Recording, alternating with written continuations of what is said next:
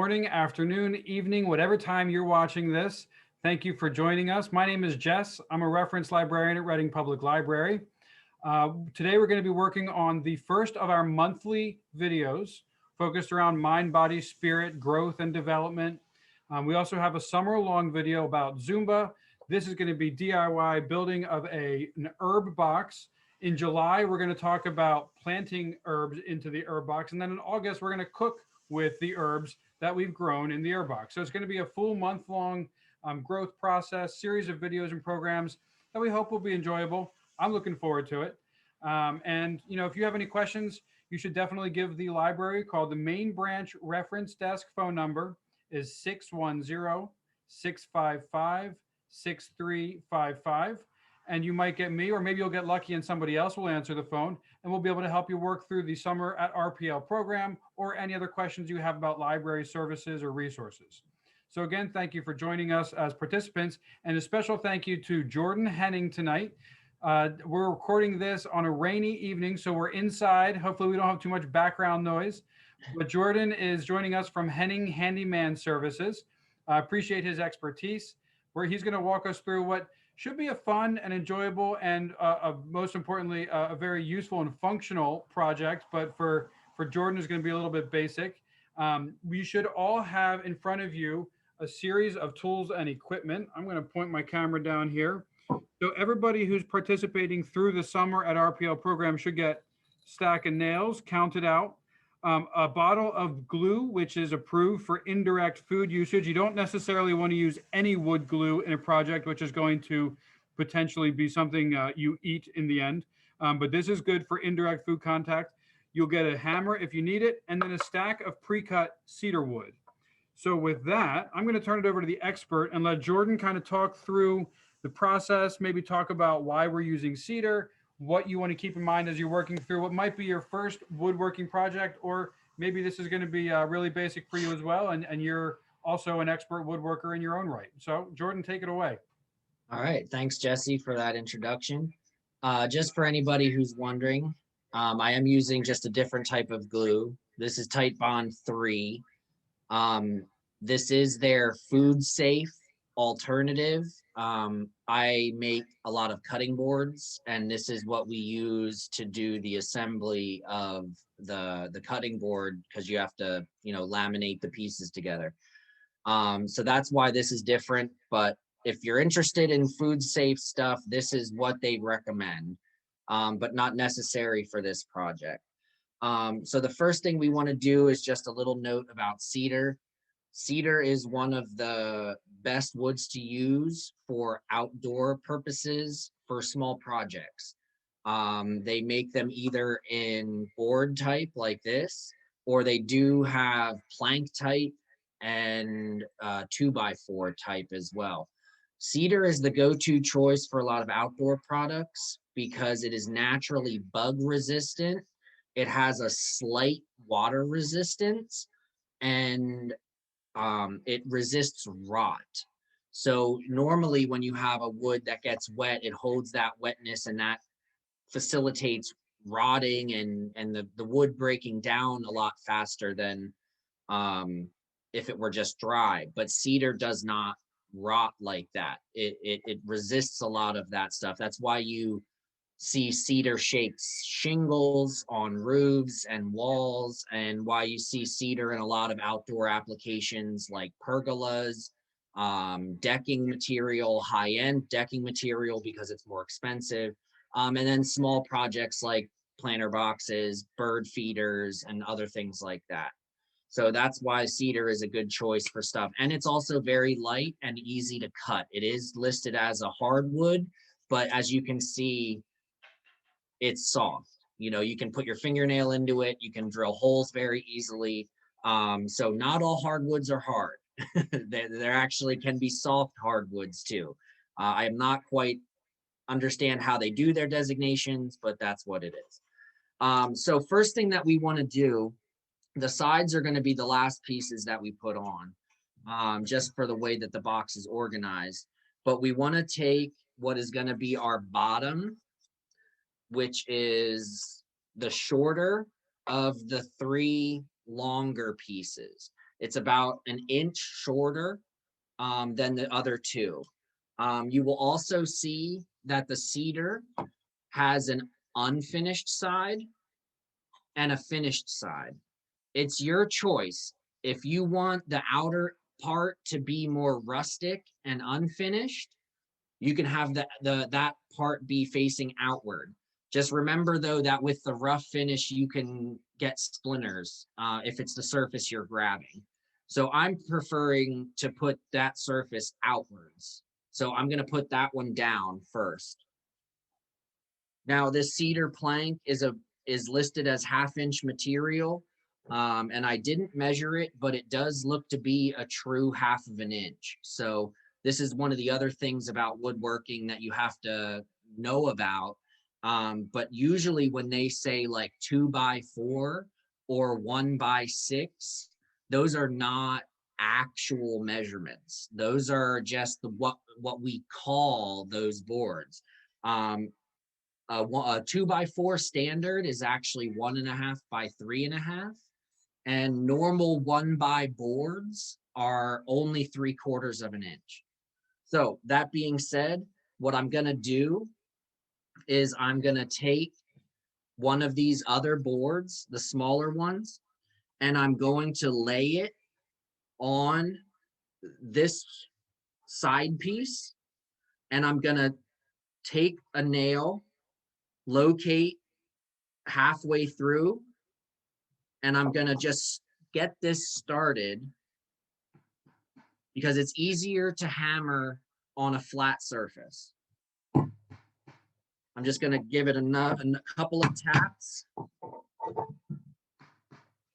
until it just comes through the other side. Then what that's gonna do is it's gonna help keep that in place when I go to hammer it all the way in.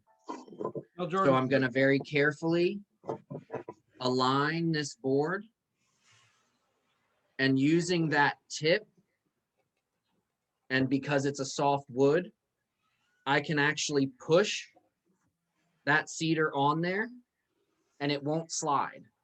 So it'll keep it centered. And then I can set it up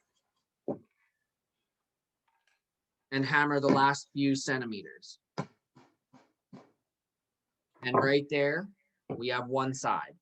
And I'm just gonna do that very quickly on the other side. Jordan, I'm actually working on this on my dining room table. I put a sheet down just to sort of protect the tabletop surface. Is there any concern about where you do this project as far as how much space you need? I mean, this is a pretty low impact project, so you should be good wherever you've got a little bit of space. Yeah, a little bit of space. And I just realized we forgot about the glue. So the good thing about cedar, again, being that this is forgiving, is that I can just pull it apart. But what I can do now, because I remember, is I can put a small bead of glue along here. You don't want to put too much or it'll just glop off. But you put a small little bead just like that. And then you can just take a finger and very lightly push that down. And then what I'll do is just put that nail right back in that hole and push it together. And then the rest of our nails will provide the force to hold that together then. So that being said, I'm gonna just put 2 more nails in here.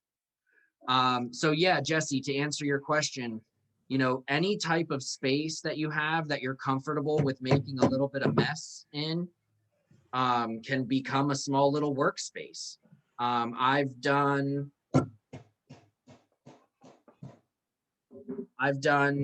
woodworking in different rooms in my house, you know, that we're doing renovations in, and you just need to have a vacuum.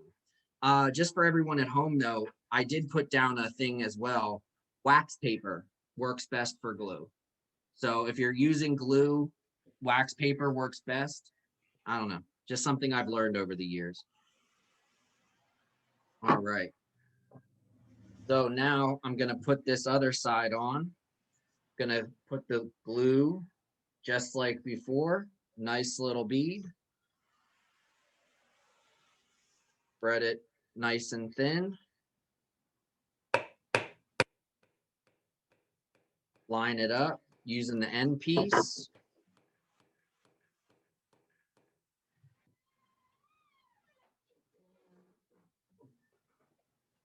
Set it into the wood and hammer that nail in. And we're halfway there. Any squeeze out that you get, you can just use a damp paper towel or rag. I don't have any though, because I didn't put a very thick bead on. Now, Right. as a far less experienced hammerer of nails, I will caution participants who are doing this from home, you're not necessarily going to get too many surplus nails. So the hammers we have are probably a little bit light for hammering a nail into wood. This is the lightest hammer that we could get. We don't want to be giving anybody, heavy hammers.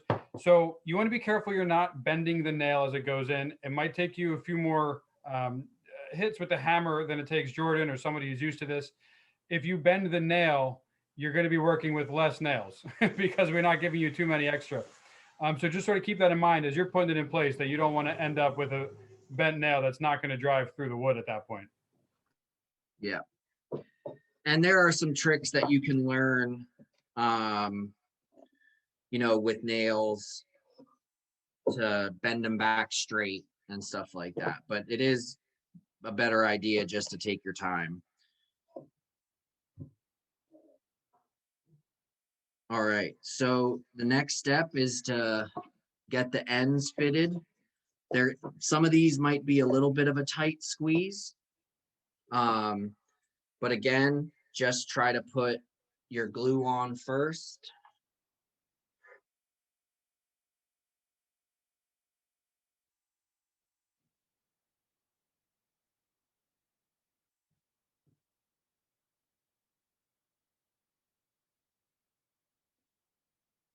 And just carefully push it in place.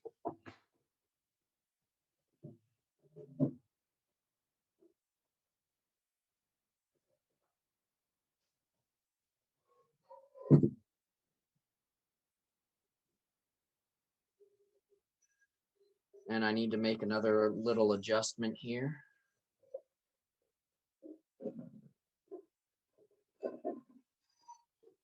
This is one of the things about woodworking too, is making adjustments on the fly. Rarely will a project turn out exactly how you want it the first time. I'm actually glad that you guys are seeing this, because this is what you do. You just fix something. All right, what I did there was I didn't have it quite centered. You can't see my modifications because I'm pointing the camera up so I can see what Jordan's doing on his screen. So I'm gonna put this side back on. And now I'll actually be able to drive those nails in there.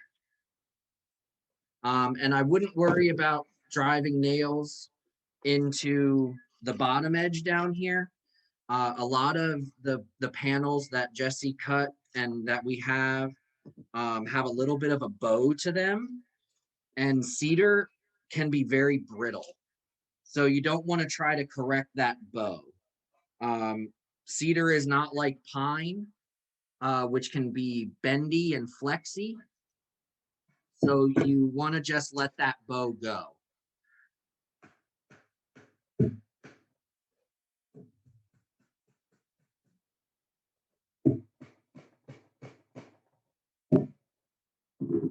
And I'll put one in the other side just to hold it in place. And then once we get all four sides together, we'll go back and put the rest of the nails in around the outside.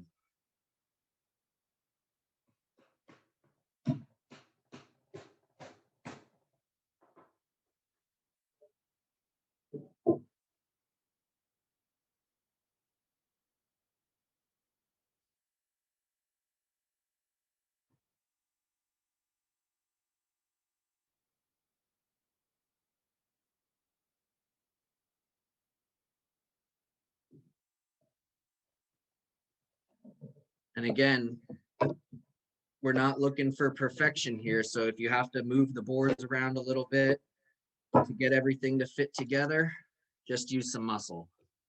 Everything will work out in the end. And again, just wipe any excess off with a damp rag.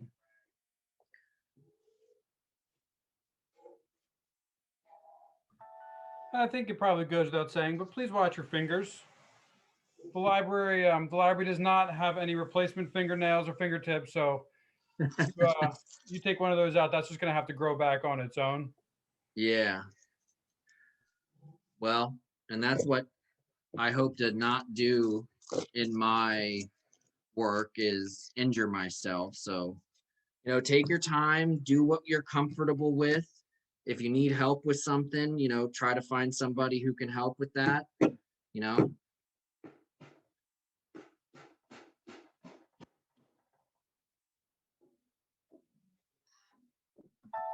All right, you're ahead of me, but I'll take your feedback on this. I don't know if you're going to be able to see it. One of my nails came in a little crooked. It's going to have Ooh. glue. It's going to have another nail. Do I need to try and take that out, or is that just going to be working with it too much and just let it go? I would say no, because you know what? That's going to be covered with dirt. Yeah. So as long as there is enough to hold this thing together, with the expansion and contraction of the water, you'll be fine. So I have mine together right now just with, I think, 6 or 7 of the nails that are given. So once you get the main points, which are each corner, right?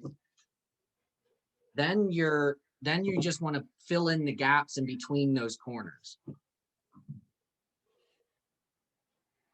And I'm not exactly an expert on Eastern philosophy, which will come as no surprise to anybody who knows me, but I am familiar with the principle of wabi-sabi, which is a Japanese principle. As I understand it, part of it is just celebrating the imperfection of something particularly handmade. All of my projects that I have ever made have been strong in the wabi-sabi category. They've all been, great, and they have a lot of character. They are not saleable. They are not perfect. That's why I look to people like Jordan to come in with something with a little bit more finish typically. But I enjoy the idea of having something that I made. I enjoy the idea of saying, I put this together with my hands, and I don't care that like this joint, the little off. That's okay with me. It's going to hold the Yeah. dirt. It's going to grow some basil. It's going to be great. Yeah.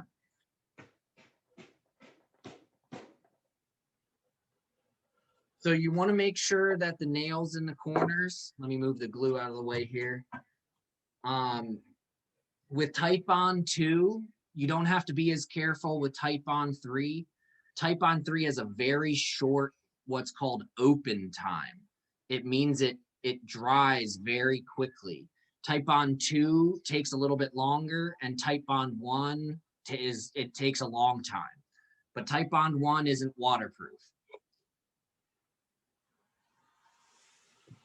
But what I was saying, in the corners, you want to make sure the one in the corner goes into the end, and we can shore up the bottom plate through the ones that go through the side.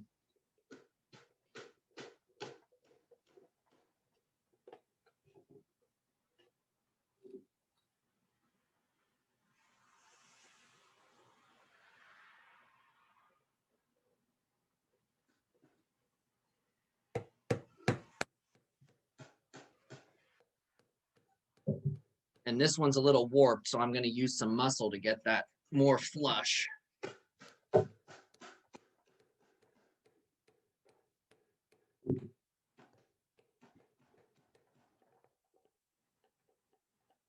And that's all 4 corners. So I'm going to start putting them down the sides and down the bottom.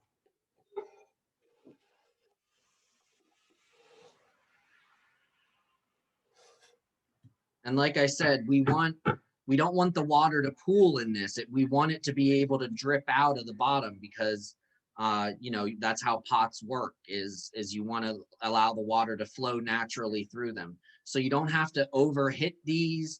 You don't have to make there no gaps being shown. You just got to get it so that it won't fall apart.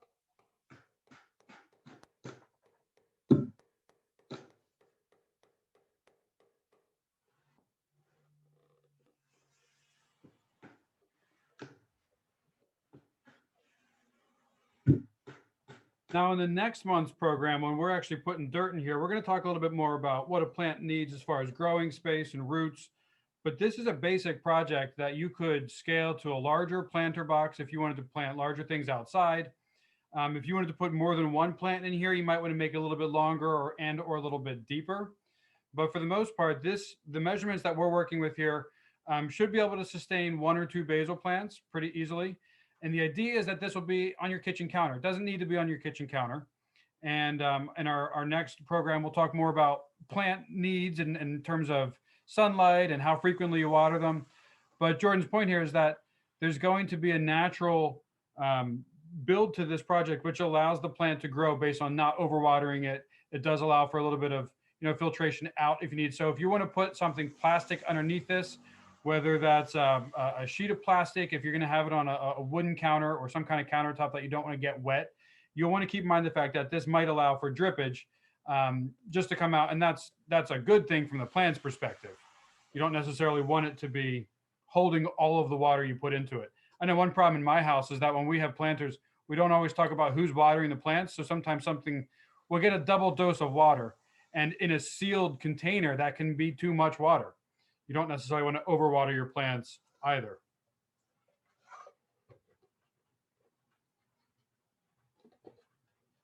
Yeah, and I'm sure that there'll be somebody that talks more about that in the next one because I don't have very good of a green thumb.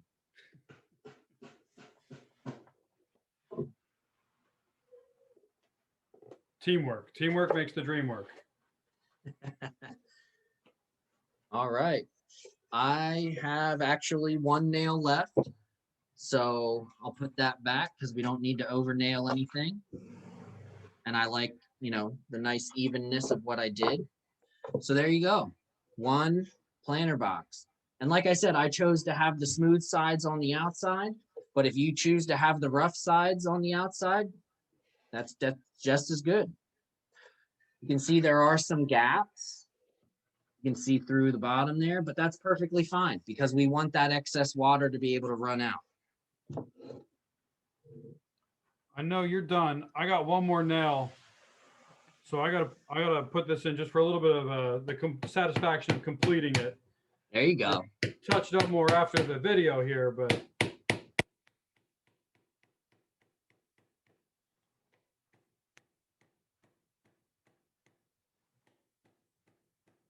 oh, and just I also want to say that the cedar that Jesse got is what's called aromatic cedar. It smells wonderful. This is the type of cedar that you would find back in the, many years ago in cedar closets, cedar chests. It is, again, naturally bug repellent. So a lot of, cedar chests and cedar closets were built to hold like winter clothes and other things that would attract moths. And it's naturally repellent to those bugs that would destroy clothes. after I made all the cuts, I sent some of the scraps home with somebody else from the library. I think put them in the drawers to keep moths out. And it does smell really good, which you can take yeah, absolutely. You can buy them at the store for a lot of money, or you just take some of your offcuts and stick them in your drawers. Yeah. So here's my finished product. I'm pleased with it. It's going to hold the dirt. And I feel satisfied knowing that, I made a thing. Yeah. Which is to me what DIY is about.